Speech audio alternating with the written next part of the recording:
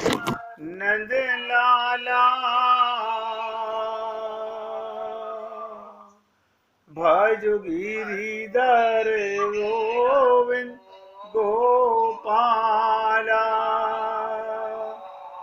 भज गिरिधर गोविंद गोपाला भजो मुरली मनोहर नंद लाला भजो मुरली मनोहर नंद लाला भजो गिरिधर गोविंद गोपाला भज गिरिधर गोविंद गोपाला भजो मुरली मनोहर नंद लाला भजो मुरली मनोहर नंद लाला भज गिरिधर गोविंद गोपाला भज गिरिधर गोविंद गोपाला बोलिए वृंदावन बिहारी लाल की जय जय श्री राधे जय जय श्री राधे। सभी भक्तों से निवेदन, बहुत एकाग्रचित होकर सत्संग के प्रत्येक शब्द को पूरी एकाग्रता के साथ हृदयंगम करने का पूरा प्रयत्न कीजिएगा। मानस रोग की चर्चा चल रही है और ये भी आपसे निवेदन किया गया, इन रोगों के ही कारण आज तक हम भगवत प्राप्ति नहीं कर सके। ऐसा नहीं कि हम करना नहीं चाहते या मानस रोगों को मिटाना नहीं चाहते, लेकिन हमने नजरअंदाज किए। हमने कभी अपने अंदर ये झांकने का प्रयत्न नहीं किया कि हमारे अंदर ये रोग हैं। जो रोग सब में है वो रोग नजर नहीं आता। शरीर के रोग हमें नजर आते हैं। कई दिनों से आपके साथ मंत्रा और केकई पर चर्चा चल रही है। मैं आप सब पुण्य आत्माओं से पूछना चाहता हूं कि जो केकई भगवान राम से इतना प्रेम करती है, ऐसा क्या कारण हो गया, ऐसा कौन सा दोष आ गया कि वो भगवान राम को वनवास भेजने के लिए तैयार हो गई। पूछना चाहता हूं, अगर आप बताएंगे तो बहुत अच्छा लगेगा। आपकी विवेक से, आपकी बुद्धि से ऐसा कौन सा दोष था?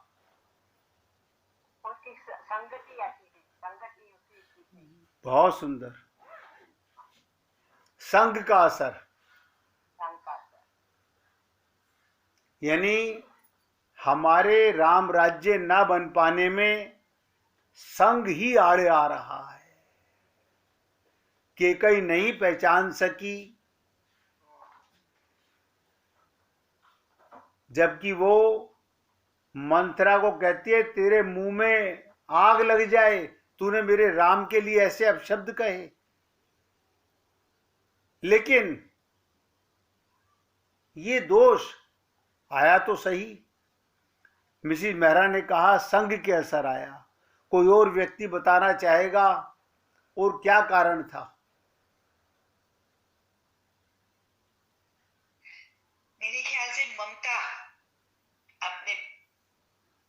बहुत सुंदर, ये भी सही है, ये भी सही है, क्योंकि आपने सुना कि मोह सकल व्याधिन कर मूला। ये मोह एक ऐसा रोग है जिसे हम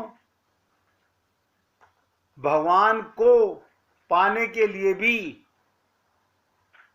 अपने ऊपर हावी होने देते हैं। हाँ राजकुमार जी, आप बोलिए।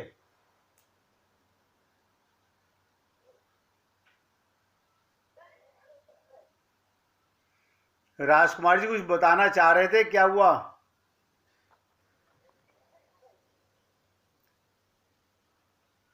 चलिए। गुरुजी, हाँ, ओनली मोह, अपने बेटे का मोह, वही मेन चीज है। अब ध्यान से सुनिएगा।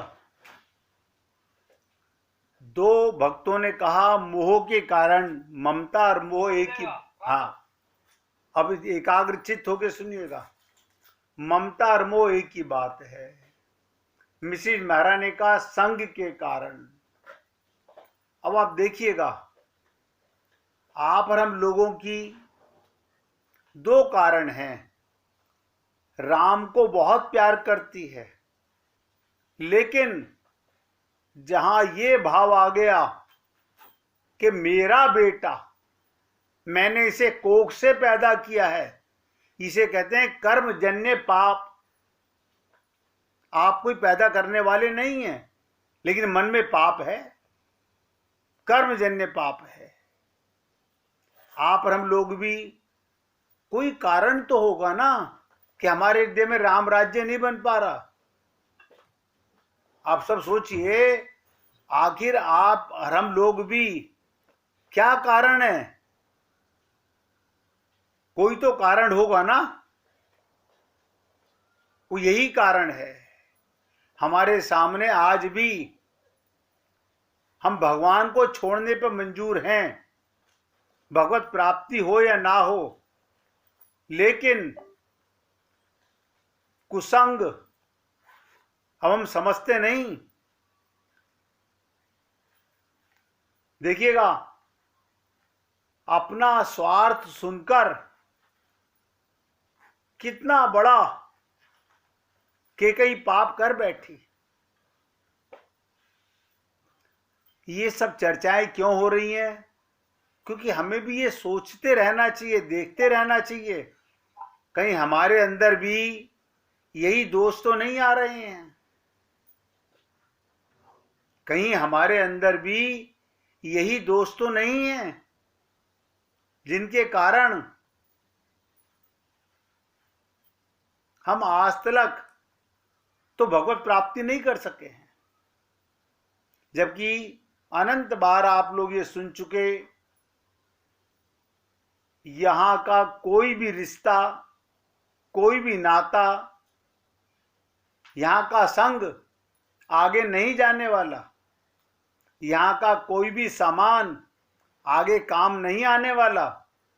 लेकिन मंथरा रूपी मन के गुलाम होने के कारण, देखिएगा, केकई की गुलाम है मंथरा। बहुत ध्यान से सुनिएगा, केकई कौन है? की कौन है? मंथरा गुलाम है, दासी है, और आपका हमारा भी मन गुलाम है, दास है। लेकिन हम पूरी एकाग्रता से नहीं समझ पा रहे।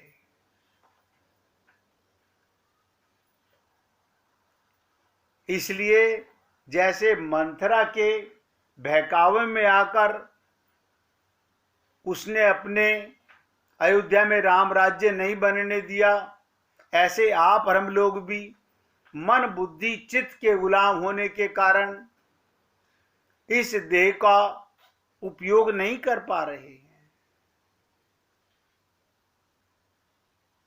अब आप सोचिए, आखिर क्या कारण है ऐसा? यानी मन बुद्धि हम पर इतने हावी हो गए, हमारे नौकर, हमारे गुलाम हम पर इतने हावी हो गए, हम वही करते हैं जो मेरा मन कहता है, जो मेरी बुद्धि कहती है।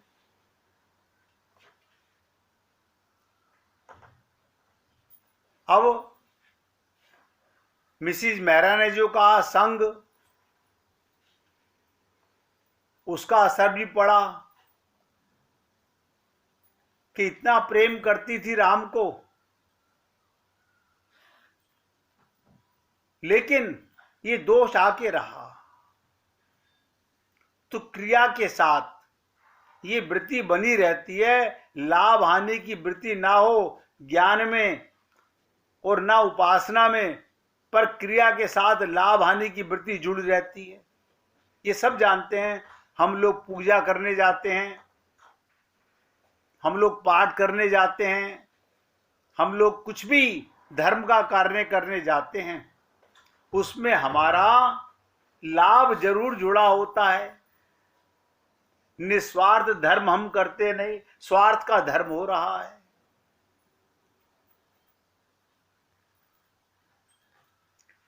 जब भी हम कोई कार्य करते हैं, करने से पहले हमारे मन में दो विचार उत्पन्न होते हैं। ध्यान से सुनो। पहला तो ये, मैं करने वाला हूं। अब बताइएगा, हम अपने को कर्ता मानते हैं, मैं करने वाला हूं। और दूसरा ये, करने के बाद मुझे क्या मिलेगा। कोई धर्म करो, कोई पूजा पाठ करो, ये दो बातें मन में आती हैं। और ये ध्यान से सुनिएगा, यही दोनों कारण अनर्थ के कारण हैं। यही अनर्थ के कारण हैं। तो तुलसीदास जी ने बड़े संकट में पड़ गए। कैकेयी जी की निंदा करें या प्रशंसा, भगवान राम प्रशंसा कर रहे हैं, अब भरत जी की निंदा कर रहे हैं। बताइए, एक स्त्री की भगवान राम तो प्रशंसा कर रहे हैं और भरत जी निंदा कर रहे हैं। तो तुलसीदास जी ने एक मार्ग निकाल लिया। क्या? ध्यान से सुनिएगा। कैकेयी ने दो नाम रख दिए कैकेयी के। जब कभी निंदा करनी होती है तब एक नाम ले लेते हैं, और जब प्रशंसा करनी होती है तो दूसरा नाम। ध्यान से सुनिएगा। जब मंथरा आती है षड्यंत्र की वृत्ति लेकर, उसमें कैकेयी ने मंथरा को खूब फटकारा। तब तुलसीदास जी ने कहा, कैकेयी ने मंथरा को फटकारा, यहां पर क्या कहते हैं, भरत मातु, ये संत की माता है। अपनी दासी को, आप और हम लोग अपने मन को फटकारते हैं कभी? सोच के देखिएगा।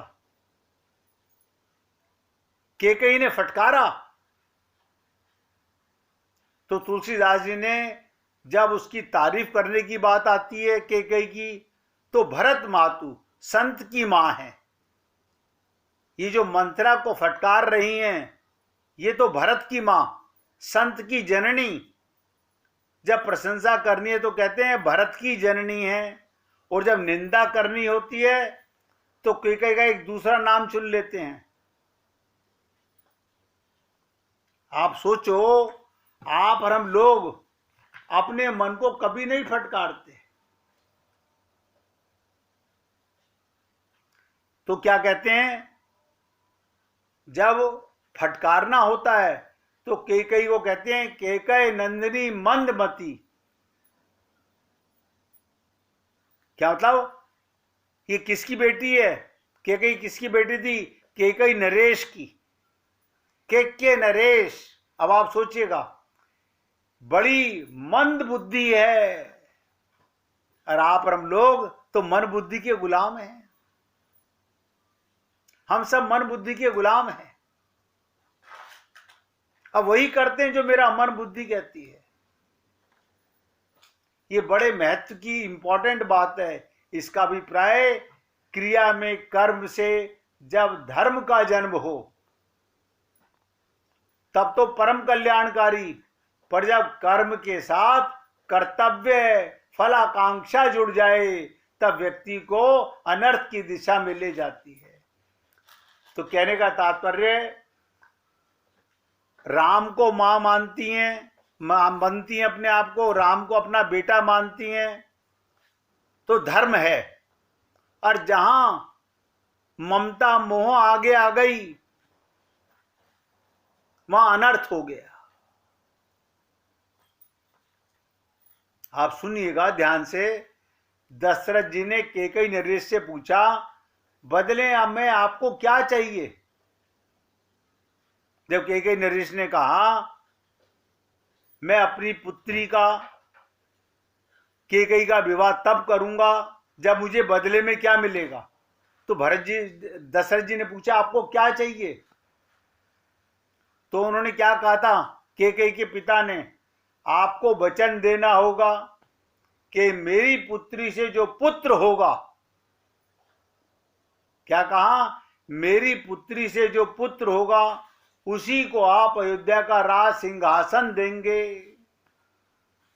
क्यों? आपकी बड़ी रानी तो कौशल्या है, उससे छोटी सुमित्रा है, मेरी पुत्री को क्या लाभ मिलेगा? इतनी सुंदर पत्नी से आप विवाह करना चाहते हैं, इसे अपनी पत्नी बनाना चाहते हैं, आप खुद प्रस्ताव लेकर आए हैं, तो आपको ये मांग मांगनी पड़ेगी। तो क्या हुआ? क्रिया में रजोगुण की वृत्ति थी। कैकेयी नरेश के शर्त थी ये रजोगुण, अपने आप को श्रेष्ठ मानने की वृत्ति, दूसरे के अधिकार को छीनने की वृत्ति।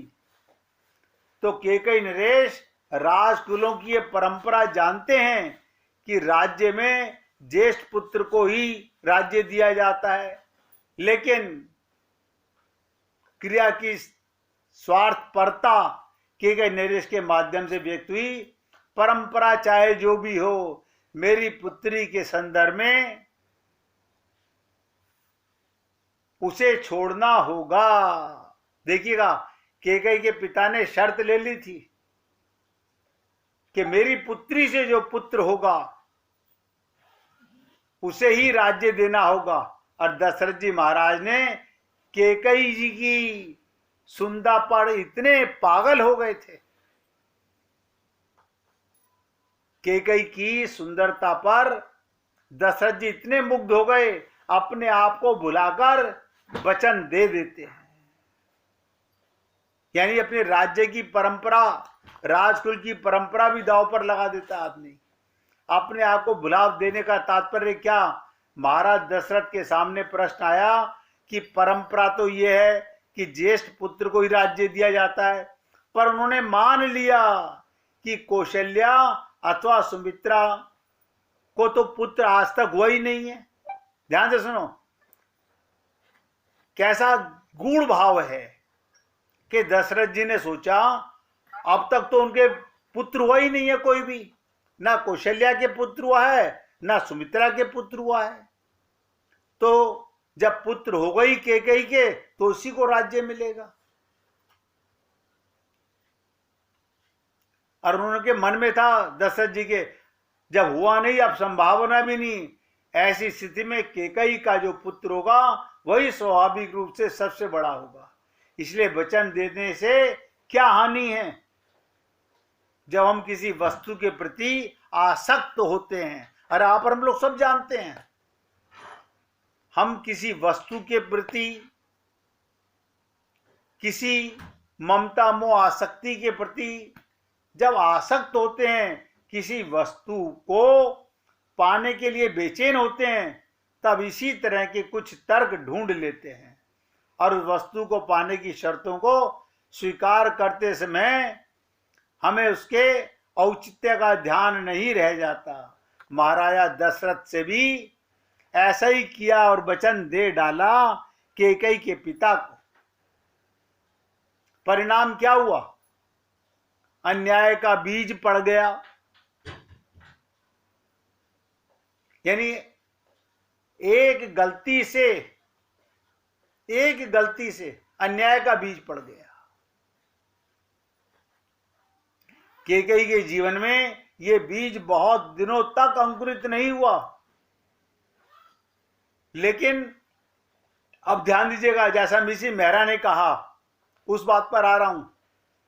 मन में ये तो पता था कैकेयी को कि मेरे पिता ने राजा दशरथ से ये शर्त रखवा ली थी कि मेरी बेटी का पुत्री राजा होगा, लेकिन अंकुरित नहीं हुआ।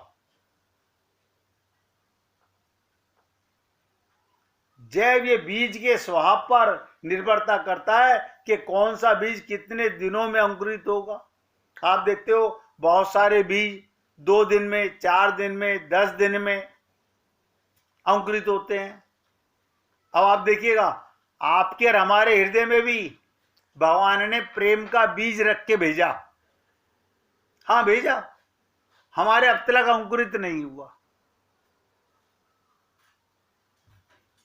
जो ऊपर आप कर रहे हो लीपा पोती, वो प्रेम नहीं है।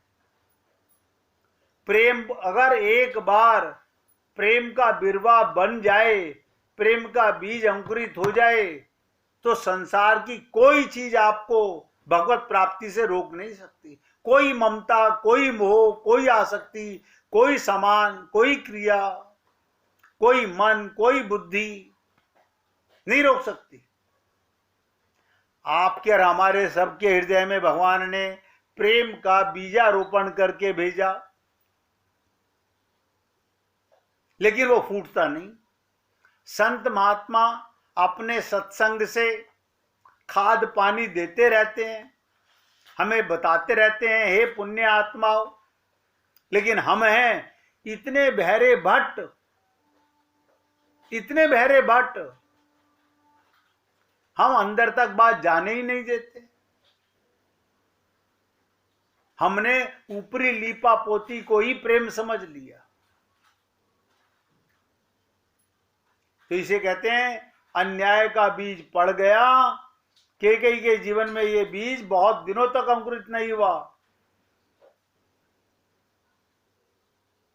अब ध्यान से सुनिएगा, महाराज दशरथ के साथ कैकेयी जी का विवाह हुआ और वे उनके साथ अयोध्या आई।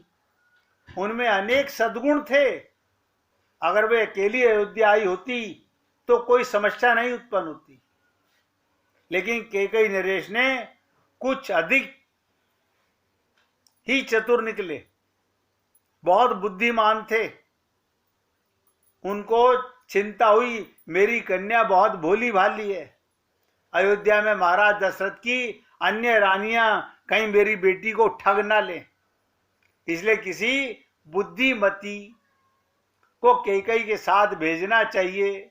और उन्हें इस काम के लिए सबसे बुद्धिमती मंथरा,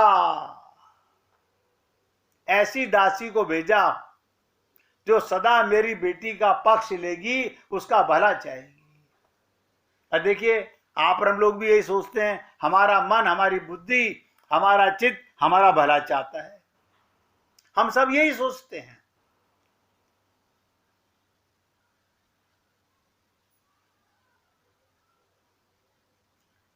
तो कैकेयी नरेश ने सोचा, मंथरा से बढ़कर बुद्धिमान और कोई नहीं दिखता। ये मेरी बेटी के साथ रहेगी तो उसे कभी घाटा नहीं होने देगी। यही कर्तव्य अभिमान की वृत्ति है। यानी विवाह करने से पहले, कन्यादान करने से पहले उसमें भी स्वार्थ छुपा हुआ था कि बिना कुछ किए सब मिल जाए, यही लोभ का स्वरूप है। और इसी के कारण मंथरा का चरित्र बना।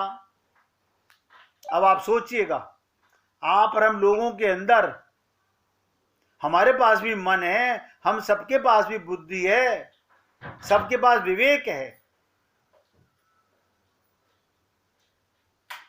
हम गुरु की, भगवान की नहीं मानते, अपने पापिन मन की बातों को मानते हैं। अब ये दोष ऐसे दोष हैं जिनके कारण आप और हम लोग समझ नहीं पा रहे हैं कि क्या करा जाए।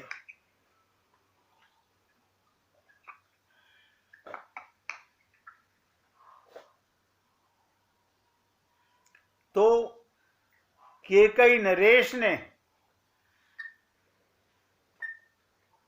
महाराज दशरथ के जीवन में कैकेयी के साथ मंथरा को जोड़ दिया।